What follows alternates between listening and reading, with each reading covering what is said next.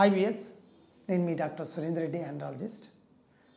VS, ఈ వీడియోలో చెప్పబోయేది క్లియర్ కట్ మేము మా క్లినిక్లో సర్జరీ చేసిన పేషెంట్ టాపిక్కే. అదేంటంటేను జీరో స్పర్మ్ కౌంట్ ఉన్న వ్యక్తికి 12 millions sperm count after 5 months, 5 నెలల తర్వాత ఆ అబ్బాయికి 12 మిలియన్స్ కౌంట్ అనేది స్పర్మ్ కౌంట్ వచ్చింది. ఏం సార్ నిజమేనా? మీకు వెంటనే ఒక అనుమానం రావాలి. ఇది నిజం కాకుంటే నేను మీకు జీరో కౌంట్ నుంచి 30-40 మిలియన్స్ అని చెప్పి మరి 12 అనే వర్డ్ ఎందుకు వాడాను, 12 మిలియన్స్ ఎందుకు వాడానంటే ఆ అబ్బాయికి సర్జరీ తర్వాత వచ్చిన కౌంట్ 12 కాబట్టి నేను 12 అని వాడాను. సో అసలు ఏంటి సార్ అని ఏం జరిగింది సార్, జీరో ఉండే వాళ్ళకు 12 మిలియన్స్ ఎక్కడి నుంచి వచ్చాయి? ఇట్లా మీకు చిన్న డౌట్ రావచ్చు. చెప్తాను, ఈ అబ్బాయి స్టోరీ చెప్తే మీకు క్లియర్ కట్ ఐడియా వస్తుంది. సో యాక్చువల్గా 2 years క్రితం ఈ అబ్బాయి మన క్లినిక్ వచ్చిన్నారు. జీరో స్పర్మ్ కౌంట్ ఉన్నది.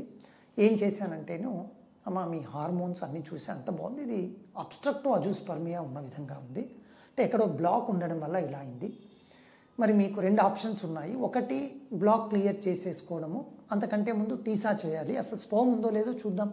మనకు జీరో ఉంది కానీ టీసా చేస్తేనే క్లియర్ కట్ ఐడియా వస్తుంది. వచ్చిన తర్వాత మనకు టీసాలో స్పర్మ్ ఉంది అంటే క్లియర్ కట్ బ్లాక్ ఉన్నట్టు క్లియర్ చేద్దాము. లేదు అనుకుంటే టీసాలో వచ్చింది కదా సార్, మళ్ళీ బ్లాక్ క్లియర్ చేసి 12 నెలలు ఉండాలంటే ఉండలేము సార్, మేము ఐవీఎఫ్ చేయించుకుంటాము అంటే ఓకేమ్మా టీసా చేస్తాను, మీ మిస్సెస్కి గైనకాలజీ డాక్టర్ గారు ఐవీఎఫ్ చేసేసి దాన్ని ట్రై చేస్తాను. సరే టీసా చేశాను. చేసినప్పుడు వచ్చిన స్పర్మ్స్ని వీళ్ళు 2 vialsలో తను వెళ్ళి ఐవీఎఫ్ సెంటర్లో స్టోర్ చేసి 2 IVFs కూడా అయిపోయినాయి. సో 2 ఫెయిల్ అయినాయి. రీజన్స్ మనకు తెలియదు. మేబీ నిజంగా స్పర్మ్లో ఉన్న ఫాల్టా, లేదు అంటేను ఫీమేల్ సైడ్ ఉన్న ఫ్యాక్టర్స్ ఫాల్టా మనకు తెలీదు. ఐవీఎఫ్లో అయితే ఫెయిల్ అయితే అయింది. ఇదేమండి, ఇది నేను నిజంగా చెప్పే స్టోరీ. ఇందులో ఎటువంటి ఉత్సుకతతో చెప్పినదో లేదా కల్పించి చెప్పడంలో అసలు కాదు. సార్ 2 times అయిపోయింది సార్, ఎలాగో మేము మళ్ళీ వెళ్తే మీరు వచ్చి టీసా చేయాలి ఎందుకు అనుకున్నాము, అయితే అయింది, న్యాచురల్ ట్రై చేద్దాం, కాకుంటే okay sir we are happy for anything అని చెప్పారు. సో చెప్పాకమ్మా నేను టీసా చేస్తే మీకు ఆ రోజే ఇంకో ఆప్షన్ కూడా ఇచ్చాను. సరే సార్ మేము వెళ్తాము అన్నారు. సరే సర్జరీ ప్లాన్ చేశాము. ఈ అబ్బాయికి మేము ఎక్స్పెక్ట్ చేసింది ఏమంటే ఎక్కడో ఈ ఎపిరిడిమస్ దగ్గరనో, లేదు అంటే ఆ పైకి లేదా కిందికి ఎక్కడో చోట ఉండిండొచ్చు అని ప్లాన్ చేసేసుకొని మేము స్క్రోటల్ ఎక్స్ప్లోరేషన్ తర్వాత, అంటే ఆ సర్జరీ చేసే క్రమంలో ఎక్కడ బ్లాక్ ఉందని వేసోగ్రామ్ అనే టెస్ట్ ఇవన్నీ చెప్తూ పోతే మళ్ళీ మీకు అదేదో బుక్లో గూగుల్లో నేను సర్జరీ ప్రొసీజర్ చెప్పినట్టు అవుతుంది. ప్రాబ్లం ఎక్కడుందని తేలింది అంటే బ్లాకు ఈ రీజన్లో ఉందండి. జస్ట్ ఇక్కడ చూడండి, దీన్ని వ్యాస్ స్ట్రక్చర్ అంటాము. ఇదంతా కూడా వ్యాస్ డిఫరెన్సు. తర్వాత ఇదంతా కూడా ఎపిడిమస్ స్ట్రక్చరు.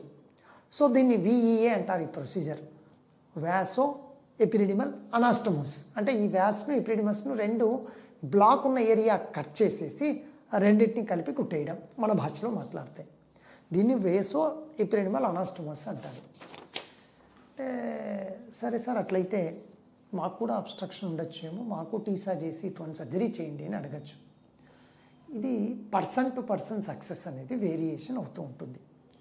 మీరు ఒకసారి మన క్లినిక్కి వచ్చి అసలు మీకు ఈ జీరో స్పర్మ్ కౌంట్కు కారణము గనక అబ్స్ట్రక్షన్ అని తేలితే అప్పుడు మీకు రైట్ సైడ్ ప్రాబ్లమా లెఫ్ట్ సైడ్ ప్రాబ్లమా 2 సైడ్ల సర్జరీ చేయాలా అసెస్ చేసుకొని ఇందులో ఎంత సక్సెస్ ఉంటుంది, ఆ అబ్స్ట్రక్షన్ కారణానికి రీజన్స్ ఏంటివి ఫస్ట్ తెలుసుకొని దాన్ని బట్టి మన సక్సెస్ అనేది ఉంటుంది తప్ప నేను జీరో స్పర్మ్ కౌంట్ ఉంటే సర్జరీ చేసే ప్రతి కేసుకు 12, 20, 40 వస్తాయనేది నిజం కాదు.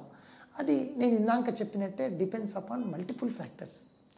కానీ ఈ వీడియో ఎందుకు చెప్తున్నాను అంటేను, కొందరికి అంటే సర్జరీ చేసుకోనికి మనం సర్జరీ చేసుకున్నా కొంచెం ఖర్చు అనేది ఉంటుంది. ఖర్చు పెట్టుకోగలిగిన సామర్థ్యం ఉన్నవాళ్ళు, ప్రయత్నం మేము ఎందుకు చేయకూడదు అని ఒక ఆశావహ దృక్పథం మనసులో ఉన్నవాళ్ళు, సార్ ఒకవేళ ఇది కాకుంటే మీరు ఇందాక చెప్పినట్టు ఫైనల్ ఆప్షన్ మాకు ఈ ఐవీఎఫ్లోనో టీసా చేసిన స్పర్మ్ వస్తే అలా జరుగుతుంది, అది ఒక ఆప్షన్గా లాస్ట్ ఆప్షన్ పెట్టుకుంటాను, నేను ఈ అబ్స్ట్రక్షన్ను క్లియర్ చేసుకోవాలనే ఆలోచన ఉంది అనుకుంటే మీరు ఖచ్చితంగా మీకు ఈ VEA ప్రొసీజర్ ద్వారా, ఇది ఒక micro surgical procedure, regular surgeons ఎప్పుడు చేయనీకి ఇంట్రెస్ట్ చూపరు, ఎందుకంటే దాంట్లో మల్టిపుల్ ఫ్యాక్టర్స్ ఉంటాయి సక్సెస్కి. కాబట్టి మీరు కనుక ఆలోచన ఉండి అబ్స్ట్రక్టివ్ అజూస్పర్మియా మీకుంటే ఈ సర్జరీ విధానం ద్వారా న్యాచురల్గానే మీరు స్పర్మ్ పొంది ప్రెగ్నెన్సీ అది న్యాచురల్ కావచ్చు, లేదా ఒకవేళ మిస్ అయితే సింపుల్ ఐవీఎఫ్ విధానం ద్వారా అయినా ఐవీఎఫ్ లాంటి పెద్ద ప్రొసీజర్కు వెళ్లకుండా మీరు ఖచ్చితంగా మీ బేబీకి మీ జీన్స్తోనే ఉండే విధంగా చేసుకోనికి నా వంతు పాత్ర అంటూ పోషిస్తాను. Thank you. ఎస్.